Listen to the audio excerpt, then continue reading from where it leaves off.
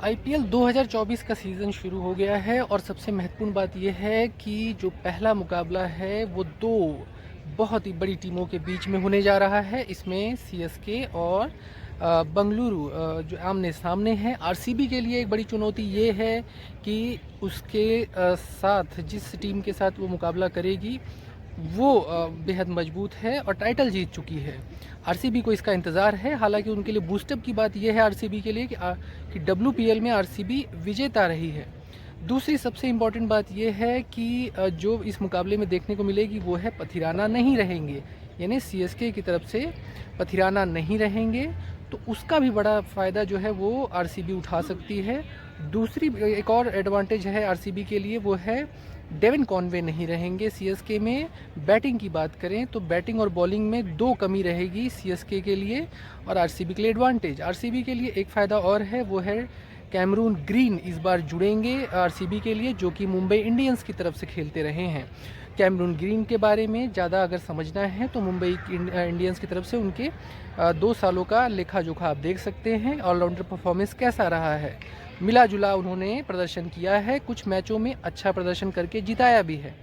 हाल के दिनों में वो ऑस्ट्रेलिया के लिए टेस्ट क्रिकेट में अच्छा प्रदर्शन उन्होंने किया था और टेस्ट में एक जिताऊ पारी खेलकर और शतक लगाकर वो आए हैं, तो फॉर्म में है कैमरून ग्रीन।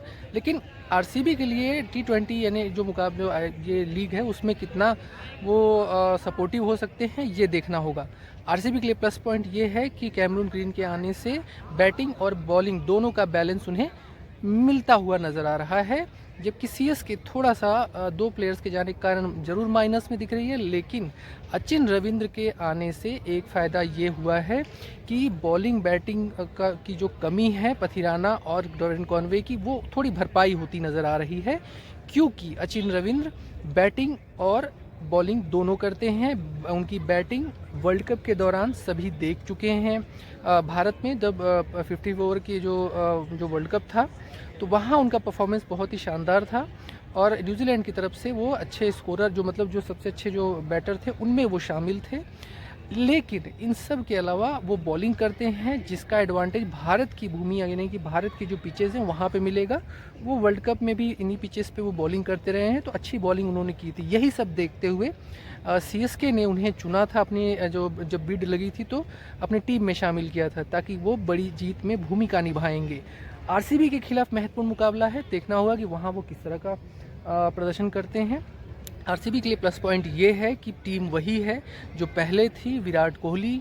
उसके बाद अगर बात करें 2 जो पुराने प्लेयर्स हैं जिनसे जो कप्तान हैं वो रहेंगे। उसके बाद ऑस्ट्रेलियन प्लेयर्स हैं, उसमें 2 बड़े ऑस्ट्रेलियन प्लेयर। वो चीज़ है जो 2015 से आईपीएल के द्वारा आयोजित की जाती है। फैन पार्क यानी जगह जगह जो कई प्रदेश में यानी राज्यों में फैंस के लिए कुछ एक जगह बनाई जाती है, बड़ी स्क्रीन लगाए जाते हैं, स्टेडियम की तरह माहौल दिया जाता है जिसमें खाने पीने की, गाना और इंटरटेनमेंट की व्यवस्था होती है और आईपीएल के मैचेस होते हैं और आईपीएल के द्वारा ये स्पॉन्सर्ड होते हैं। और इसके बाद इम्पॉर्टेंट बात ये है कि ये जो फैन पार्क है इस बार 11 राज्यों में रहेगा और उसमें पंजाब, महाराष्ट्र, तमिलनाडु, कर्नाटक, गुजरात, उत्तर प्रदेश, उत्तराखंड, तेलंगाना, ये सभी राज्य रहेंगे। इन सब के अलावा जब पहला मैच शुरू होगा जो बंगलुरु आरसीबी बनाम सीएसके, तो मदुरई तमिलनाडु में ये पहला फ़ैन पार्क बनेगा 22 मार्च को।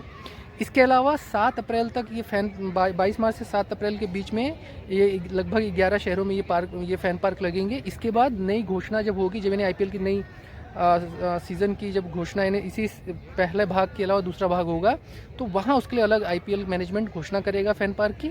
तो इस बार फ़ैन पार्क थोड़े से ज़्यादा नज़र आ सकते हैं और दिख सकते हैं, तो आईपीएल में आप मज़ा भी ले सकते हैं फ़ैन पार्क का।